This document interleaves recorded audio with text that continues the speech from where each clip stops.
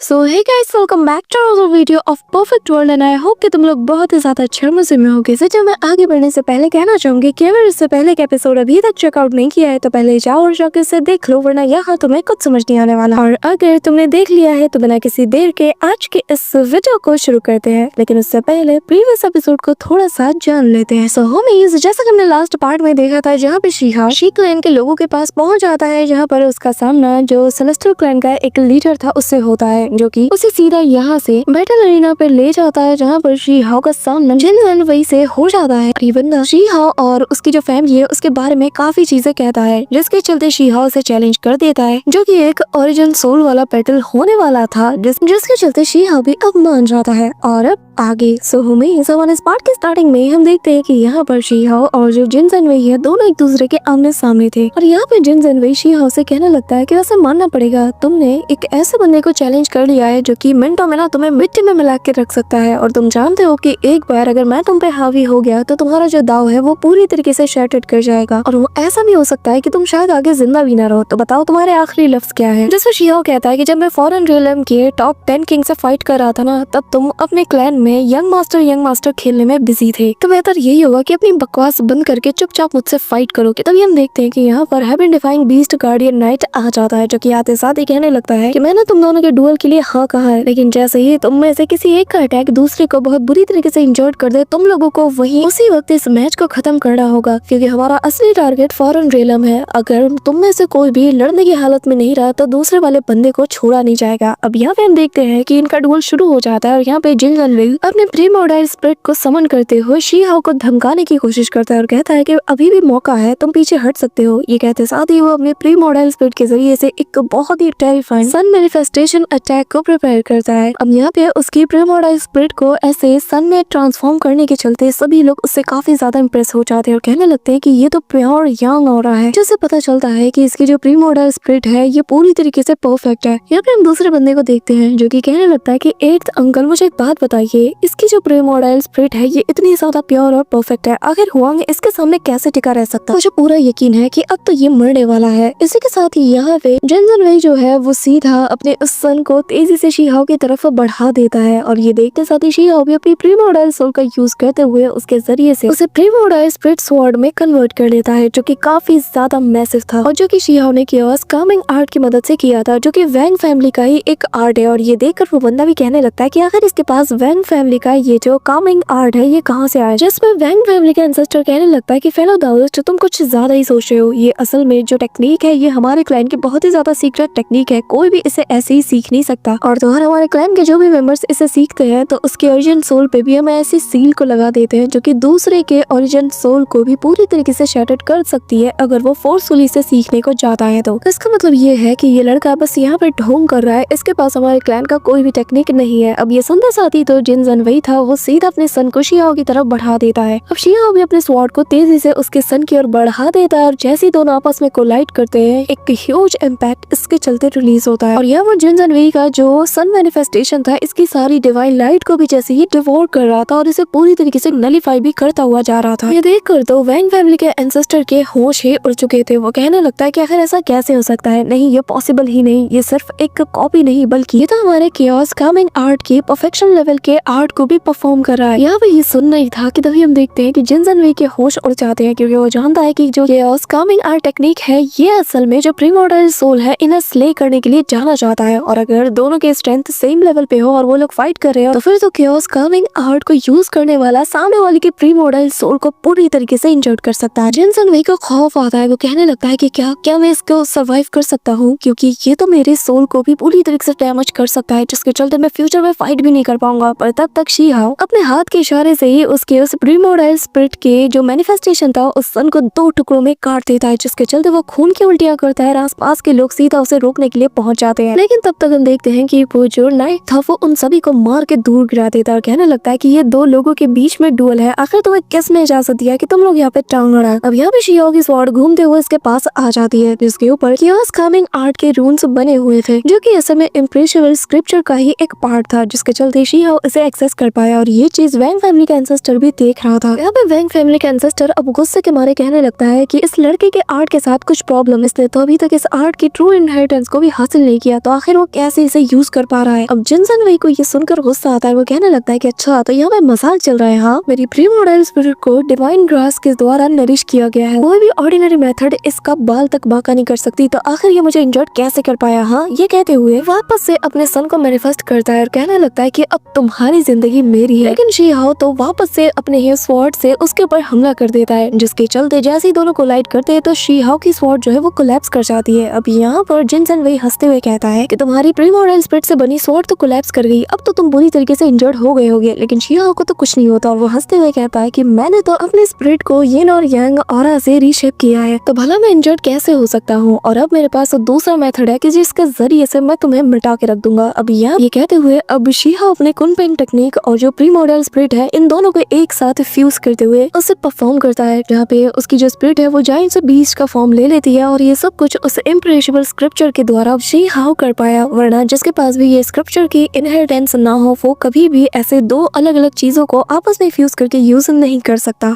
इस दौरान वो जायंट सा जो वेल था वो जीसन वायु की तरफ तेजी से बढ़ने लगता है। ये देखते साथ ही वो बंदा काफी ज्यादा शॉक था, लेकिन यहाँ पर जैसे ही वो जो वेल था वो जैसे काउंटर अटैक करता है, जिनसन वही के होश उड़ चुके थे और अब वो यहाँ से दुम दबा के भागने लगता है। ये देखकर तो जिनसन वही के जो चमचे थे उनके तो होश उड़ चुके थे, लेकिन शी हाओ अपनी प्री मॉडल स्पिरिट को वापस रखते हुए उसके पीछे लग जाता है और घुमा के एक जोर भर सीधा उसके कान के नीचे लगाता है, जिसके चलते वो वहीं पे फ्लैट हो जाता है। और फिर अपने पैर से उसे मसलते हुए यहाँ पर शी हाओ से कहने लगता है कि चुपचाप मुझसे माफी मांगो तो शायद मैं तुम्हें यहाँ से जाने दूं। जिस पर हम देखते हैं कि वो अपनी प्री मॉडल स्पिरिट को जो कि ऑलरेडी वो बाहर निकाल चुका था उसके जरिए से यहाँ पे शी हाओ पे हमला करने जाता है और कहने लगता है कि क्या तुम्हें मेरी ट्रू पावर का पता है, मेरा रियलम तुमसे कई गुना ज्यादा हाईयर है और अगर ये रिस्ट्रिक्शंस ना होती तो मैं तुम्हें कब का सबक सिखाता। यहाँ पे शी हाओ कहने लगता है कि जरा अपनी औकात देखो, इस वक्त तुम मेरे पैरों तले कुचले हुए हो, लेकिन तुम्हारी ये अकड़ ये अभी भी नहीं गई ना। मतलब मैं आखिरी बार वार्न कर रहा हूँ, चुपचाप हार मान लो वरना तुम्हारी इस फिजिकल बॉडी का मैं वो हाल करूंगा कि तुम्हारी ये जो प्रीमोर्टल सोल है ना ये वापस कभी अपनी बॉडी में जा ही नहीं पाएगी। यहाँ पे हम देखते हैं कि जिनसन वही की ये हालत देखते साथ ही वैंग फैमिली और जो जिन फैमिली थी ये लोग तो शर्म के बारे अपना मुंह लटका लेते हैं। अब यहाँ पे हम देखते हैं कि वो नाइट आते साथ ही शी हाओ को इस डुअल का विनर अनाउंस करता है और फिर शी हाओ घुमा के एक जोरदार किक मारता है उसकी बॉडी को और सीधा उसके प्री मॉडल स्पिरिट की तरफ थ्रो करते हुए कहता है अगली बार जब मेरे सामने आना तो अपनी इस अकड़ को साइड में रखना। यहाँ पे उसकी बॉडी जैसी उस जायंट से सन से टकराती है तो यहाँ पर एक ह्यूज एक्सप्लोजन होता है। यहाँ पे शी हाओ इसका वो जो बीस्ट था जिसके ऊपर ये सवार होके यहाँ पे बड़े ठाट से घूमता फिरता था उसे ही वो रख लेता है और कहने लगता है कि आज से तुम्हारा ये जो राइनो है ये मेरा हुआ। यहाँ पे हम देखते हैं कि शी हाओ का खौफ इतना ज्यादा था कि जिनसन वही उसकी बोलती बंद हो जाती है और तभी यहाँ पे हम देखते हैं कि वो जो नाइट था वो भी शी हाओ के परफॉर्मेंस को देखते साथ ही काफी ज्यादा इंप्रेस हो जाता है और अब वो सभी से कहता है कि अब मैदान जंग में जाने का वक्त आ गया है। अब यहाँ पे सभी लोग उस ओर रवाना हो जाते हैं, लेकिन हम जिनसन को देखते हैं जो कि अपने अंकल से कहता है कि मुझे इस शी हाओ से बदला लेना है, तो बताइए क्या मैं आपके साथ बैटल एरिना में जा सकता हूँ। यहाँ पे जिनसन उसे मना कर देता है, कहने लगता है कि इसको तो मैं ठिकाने लगाऊंगा और वैसे भी वहाँ पर ऐसी ऐसी अपॉर्चुनिटीज है जिसे कि मैं मिस नहीं कर सकता। इसी के साथ ये लोग उसे एंशिएंट टेलीपोर्टेशन एरिना के पास पहुंच जाते हैं जहाँ पर जो यहाँ के जो लीडर्स थे वो सभी को यहाँ पे इंट्रोड्यूस कराते हुए कहते हैं कि एक बार हम लोग इस इंपीरियल पास को छोड़कर बाहर की एरिना में पहुंच जाए ना तो वही हमारा घर होगा, वही हमारी मंजिल होगी। उम्मीद करता हूँ कि तुम सभी लोग अपना बेस्ट दोगे और जिसके लिए आज तक तुम लोग इतना ज्यादा प्रैक्टिस करते आए हो, इतने ज्यादा टैलेंट को तुमने अपने अंदर छिपा के रखा है, उन सभी का वहाँ पे भरपूर मुजाहरा दिखाओगे। इसी के साथ हम देखते हैं कि सभी लोग उस टेलीपोर्टेशन एरिया का यूज करते हुए यहाँ पर इंपीरियल पास को छोड़ के चले जाते हैं और शी हाओ भी वहीं पे रवाना हो जाता है और तभी सीन शिफ्ट होता है और जहाँ पे हम बैटल एरिना के पास का सीन देखते हैं जहाँ पर एक नदी थी जिसे कि the great yellow spring river कहा जाता है। लेकिन यहाँ पे वो जो एल्डर है वो बताने लगते हैं कि जरा इस नदी को देखो, कभी इसका पानी बहुत ही ज्यादा क्रिस्टल क्लियर हुआ करता था, लेकिन बीते दशकों से यहाँ पे बैटल्स चलती आ रही हैं और हमारे काफी सारे वॉरियर्स का खून जो है वो इस पानी में मिल चुका है और इसका रंग अब तक फीका नहीं पड़ा। यहाँ पे सभी लोग गौर से देख रहे थे कि वाकई में इस नदी का पानी तो बिल्कुल लाल है। तभी यहाँ पर इनके सामने एक ब्लडी फ्लावर आ जाता है जिसे देखते साथ ही यहाँ पर जो नाइट होता है वो सभी को वार्न करता है और यहाँ पे बाकी लोगों से कहता है कि जल्द से जल्द जाके इसे डिस्ट्रॉय करो, क्योंकि जो भी इस ब्लडी फ्लावर के करीब जाएगा तो वो एक झटके में ही मारा जाएगा। उसकी बॉडी से उसका सारा ब्लड ये फ्लावर पलक झपकते ही अब्सॉर्ब कर लेगी। ये सुनते साथ ही तो सभी लोग शॉक्ड हो जाते हैं और तभी शी हाओ कहने लगता है कि क्या ये वाकई में वही ब्लडी फ्लावर है, जिस पे वो बताने लगता है कि हाँ ये वही है, लेकिन फिलहाल ये मैच्योर नहीं हुआ और इसे हेल फ्लावर के नाम से भी जाना जाता है, क्योंकि जब एक ट्रू इमोर्टल यहाँ पे सैक्रिफाइस हुआ था तो उसके ब्लड के जरिए से ही एक ब्लड फ्लावर का जन्म होता है और जो कि बहुत ही ज्यादा एग्रेसिव होता है और ये दूसरों के ब्लड को फीड करके ही खुद को जिंदा रखता है। और अगर हमने जल्दी कुछ नहीं किया तो ये पलक झपकते ही मैच्योर भी हो सकता है, क्योंकि कि यहाँ पर काफी सारी जिंदगियां हैं और जहाँ पे जिंदगी होती है वहाँ पर ही ये फ्लावर पलक झपकते ही उन्हें मार कर खुद को मैच्योर करता है। हमें सीनियर मेन कैप्टन यानी कि ग्रैंड अलर्ट से रिक्वेस्ट करना होगा कि वो किसी को यहाँ पे भेजे ट्रेजर के साथ कि जिसके जरिए से हम इसे पूरी तरीके से डिस्ट्रॉय कर पाए। लेकिन अचानक से हम देखते हैं कि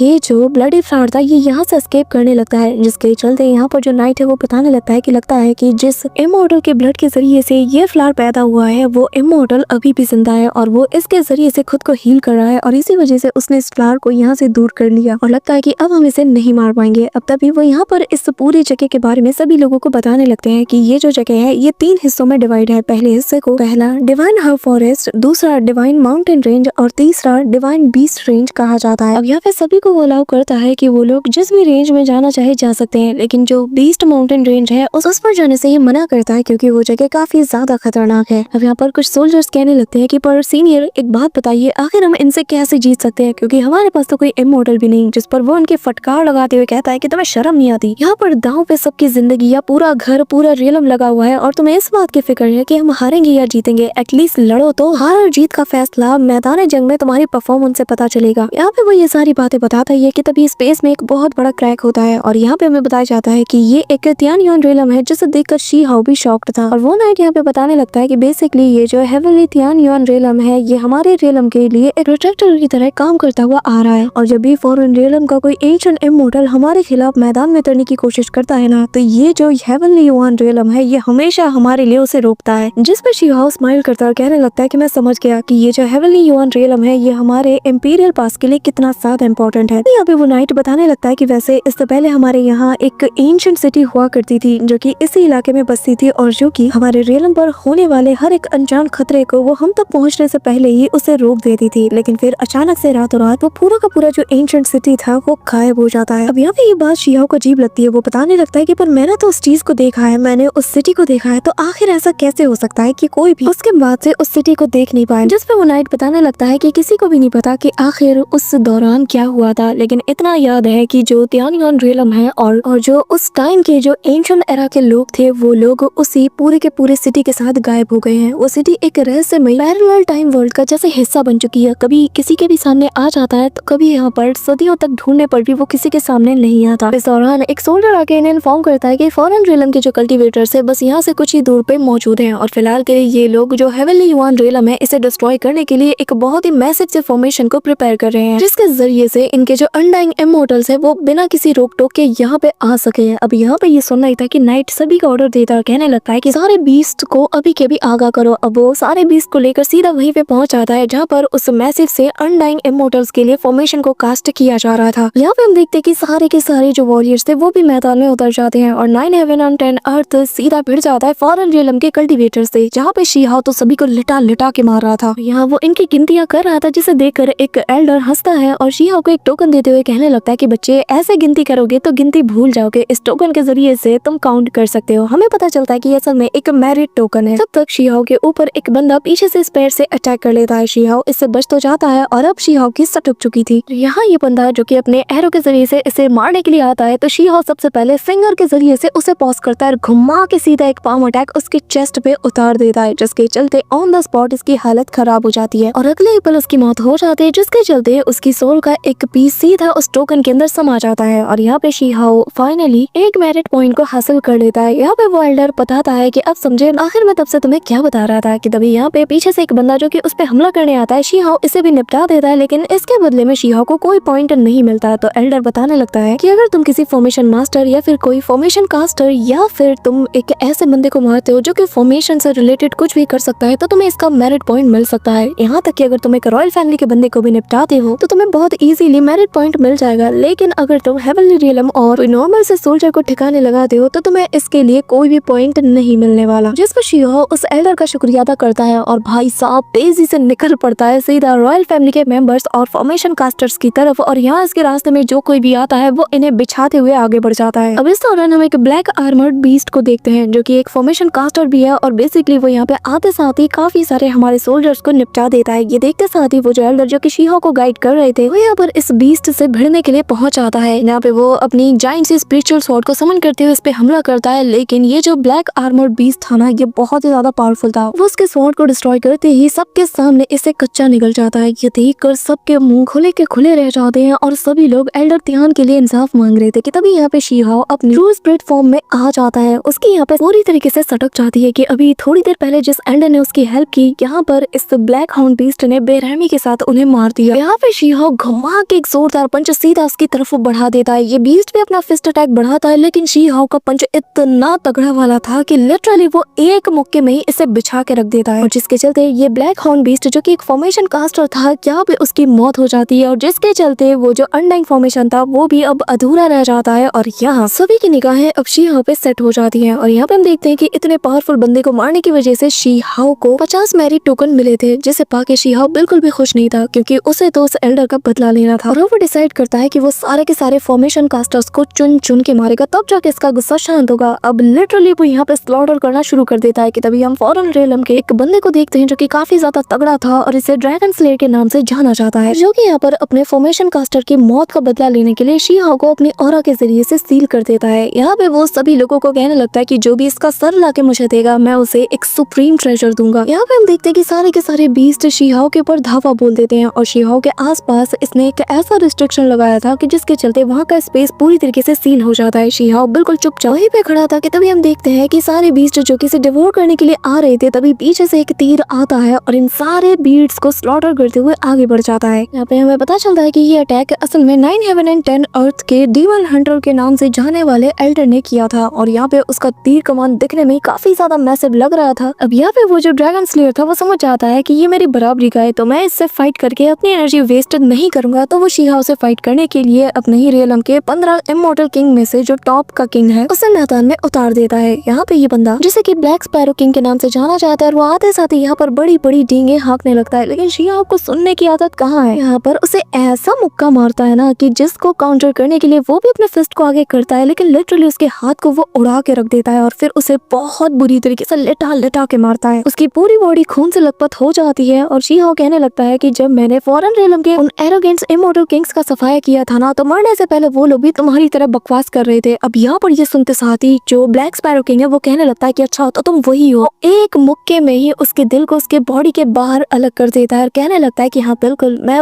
वही। तभी यहाँ पे ये जो ड्रैगन स्लेयर था वो एक और बंदे को मैदान में उतार देता है, और ये सिल्वर स्पाइडर किंग आते साथ ही शी हाओ पे हमला करने जाता है, लेकिन शी हाओ तो यहाँ पे अपनी इमॉर्टल स्वॉर्ड को समन करते साथ ही सीधा उसे निपटा देता है, क्योंकि शी हाओ को अब यहाँ पर वो जो नई फॉर्मेशन है वो वापस से बनता हुआ नजर आ चुका था, और अब उसे हर हाल में इसे मिटाना था। यहाँ पे शी हाओ कहने लगता है कि मुझे तुम जैसे कीड़े मकोड़े से लड़ने का कोई शौक नहीं, जाके अपने रॉयल क्लैन के मेंबर्स और जो इंपीरियल क्लैन के मेंबर्स है उन्हें मेरे पास भेजो। अब ड्रैगन स्लेयर की सटक जाती है और वो सीधा शी हाओ के सामने आकर अपने फिंगर से उस पर अटैक करने जाता है और कहता है कि तुम इस कदर एरोगेंट बन चुके हो कि तुमने मुझे मजबूर कर दिया है बैटल में उतरने के लिए। लेकिन हम देखते हैं कि डीमन हंटर अपने एरो के जरिए से उसके फिंगर अटैक को डिस्ट्रॉय कर देता है और कहने लगता है कि खबरदार जो तुमने शी हाओ की तरफ एक उंगली भी उठाई, क्योंकि हम और हमारा पूरा 9 हेवन एंड 10 अर्थ शी हाओ के पीछे उसे सपोर्ट देने के लिए खड़े हैं, और ये वही है जो कि तुम्हारे पूरे के पूरे 9 हेवन एंड 10 अर्थ के ऊपर काल बन के कहर बरपाएगा। और शी हाओ का ध्यान तो उस अनडाइंग फॉर्मेशन के ऊपर था जैसे कि हर हाल में उसे डिस्ट्रॉय करना था। लेकिन तभी यहाँ पर वो जो ड्रैगन स्लेयर था वो अपने सारे लोगों को कमांड करता है और कहता है कि मेरे लोगों मेरी बात सुनो, मुझे हर हाल में तुम्हारी ताकत चाहिए ताकि मैं तुम सबके ताकत के जरिए से आज यहाँ पर इस नमूने को मिटा के रख दूं। अब ये सभी लोग अपने पावर को फ्यूज करते साथ ही यहाँ पर उसी ब्लडी फ्लावर को समन कर लेता है, जो कि आता है साथ ही यहाँ पे स्लॉटर करना शुरू कर देता है और काफी हद तक एक्सपेंड कर चुका था। लेकिन तभी शी हाओ भी अपने विलो लीफ को आगे कर देता है और यहाँ पर पलक झपकते ही उसे लपेटते हुए पूरी तरीके से क्रश कर देता है, जो इम्पैक्ट इस फ्लावर के डिस्ट्रॉय होने से निकलता है। इसके चलते फॉरेन रेलम के रेंज में जितने भी कल्टीवेटर्स आते हैं वो लोग मौत की नींद सो जाते हैं। और तभी हम यहाँ पे उसी ड्रैगन स्लेयर को देखते हैं जिसके चेहरे का नक्शा शी हाओ ने बदल के रख दिया था, और अब वो गुस्से के साथ तिलमिलाते हुए कहता है कि सब के सब अभी के अभी अपने ब्लड को सेक्रीफाइस करो और हर हाल में उस अनडाइंग फॉर्मेशन को प्रिपेयर करो, क्योंकि अब हमारे अनडाइंग इमॉर्टल्स ही मैदान में उतरकर इन्हें सबक सिखाएंगे और इन्हें इनकी औकात दिखाएंगे। यहाँ पे हम देखते हैं कि इसका जो गुस्सा था वो 7वें आसमान तक पहुंच चुका था। सो होमीज हमारा आज का ये पार्ट तो यहीं पे एंड होता है, लेकिन इसके नेक्स्ट एपिसोड में काफी मजा आने वाला है, क्योंकि परफेक्ट वर्ल्ड की ये स्टोरी नेक्स्ट एपिसोड से बिल्कुल पीक पे जाने वाली है। काफी ज्यादा हमें बूम बाम भी देखने को मिलने वाला है। बट उससे पहले होमीज नेक्स्ट वीडियो के लिए लाइक रखते हैं 3 लाइक्स और 300 कमेंट्स, और जितनी जल्दी तुम ये टारगेट पूरा कर दोगे उतनी जल्दी तुम्हें नेक्स्ट वीडियो देखने को मिल जाएगी। So that's it for today guys. I hope कि तुम सबको आज की वीडियो काफी ज्यादा पसंद आई होगी। अगर हाँ तो वीडियो को लाइक करना, चैनल पे नए हो तो सब्सक्राइब सब्सक्राइब करना। तो मिलते हैं नेक्स्ट वीडियो में, तब तक के लिए बाय।